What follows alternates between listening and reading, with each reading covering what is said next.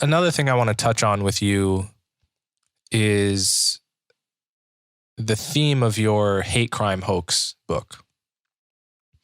So you wrote a book about the phenomenon of hate crime hoaxes, which is fascinating. I think, I'm sure people have different stories that they can think of, but the one that occurred to me preparing for this podcast was I had a friend who went to a music conservatory in New York, and he knew this girl who drew a swastika on her own dorm room.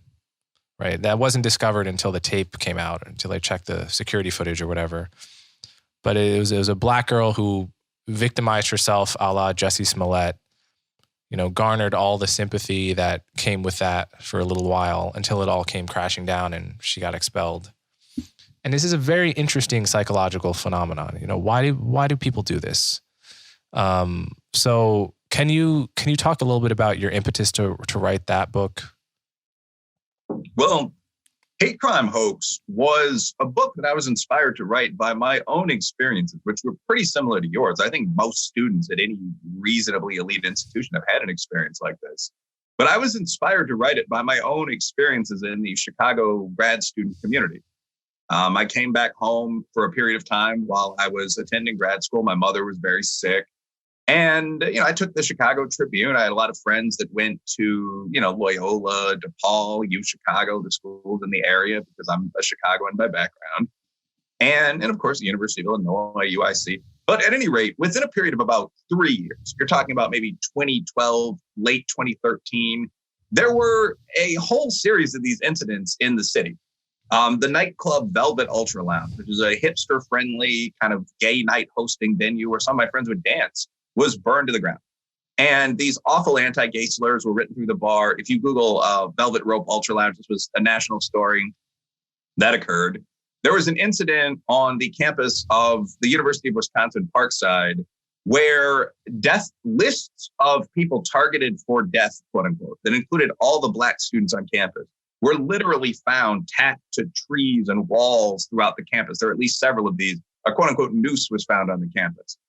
There was a situation at the University of Chicago where Derek Cockleen, a young campus activist, claimed that people had hacked his Facebook, his social media, and were threatening him with death and, as I recall, anal rape. I mean, disturbing stuff. Certainly rape threats were made, according to him. Another situation at Michigan Tech. And making a long story short, all these turned out to be complete fakes. Cockleen, as I recall, was traced using his own IP. The Wisconsin Parkside case, a black student on campus put up the list. She was identified because her name was the only one on the list that was spelled correctly. And the Velvet Rope case, the Velvet Rope case was one of those where the nightclub owner turned out to have owed a lot of people a lot of money, which, I don't know who his connections were, but that's not always the best idea in Chicago. He needed the money. He set his own club on fire and collected the insurance revenues. This only came to light because his boy was caught up in like a drunken driving out of state case or something ridiculous, and ended up literally snitching. He turned state's evidence. So these just tawdry stories came out of what had been all of these civil rights incidents. There's another case at Michigan Tech where a guy allegedly said he was going to shoot every black student on campus.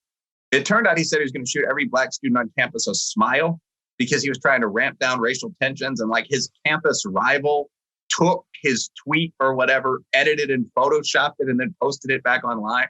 Just ugly stuff like fraternity rivalries kind of crap. And every one of them turned out to be fake. And I became curious as someone who was a Breakfast Tribune reader and had seen maybe 4 or 5 pieces on each one of these over 2 years. How often does this happen? We keep hearing about these Duke Lacrosse, Tawana Brawley sort of stories. And very often, and Agate type a little later on, we find out that it was all bullshit, Coleman. So I decided to, first, I looked at a list of prominent hate crime cases that I had seen over the years. And I found, and the methodology there is not, it wasn't what became the final book, but just as a note, I found that the large majority of them, over half, had eventually been revealed as hoaxes. So then I just started searching for. You mean over half of all hate crimes reported? Well, of an initial set of hate crime cases that I had become interested in, essentially I just pulled from the news wires. either at the time I began searching or later on down the road, it was revealed that these sort of prominent cases were hoax. This is discussed early on in Hate Crime Hoax, but that's actually not the main theme of the book. The main theme of the book is that I set up to do some independent research. And so I used, Google Scholar, JSTOR. I searched terms like hate crime hoax, narrative collapse, hate crime collapse. And within a fairly short period of time, I had pulled together a set of 409 of these revealed hoax cases, which were concentrated mostly, not entirely, in the 5 years around the period where I was researching. And that, by the way, that data set still exists. Anyone to watch the program can request it from me. It's now up to 630 or so case studies that include more than 1,000 individual cases. And what makes this notable, I'm not saying the majority of hate crimes, if you're talking about like fights motivated by race, this sort of low-level stuff, are hoaxes at all. But there are less than 7,000 FBI reported hate crimes in a typical year. Of those, when I did the online work, I did the search engine work, less than 10% are at all covered in national or regional media, as indicated by the first 100 pages of search results for the platforms just given.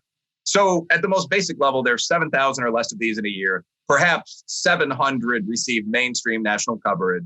And over the course of 5-6 years, I had accumulated a data set of more than 400 of these hoaxes out of, say, perhaps 3,500 potential nationally reported cases.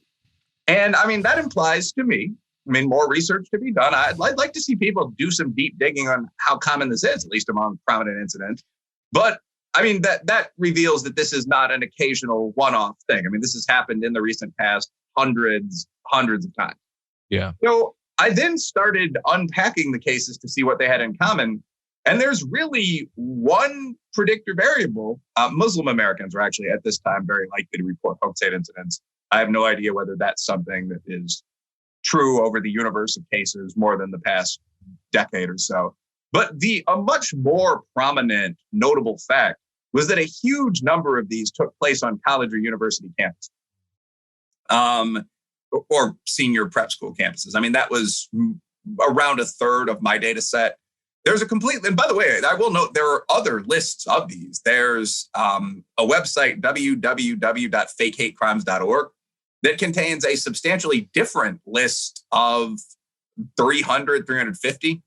There's the Fake Hate Crimes list, which is hosted on one of sort of the junior academic Reddits. That I haven't gone through all that, but that's about 600. So I have no idea what the overlap is between these. But if you go to fakehatecrimes.org, you'll also see there that more than a third of the cases take place on, a college or U campus.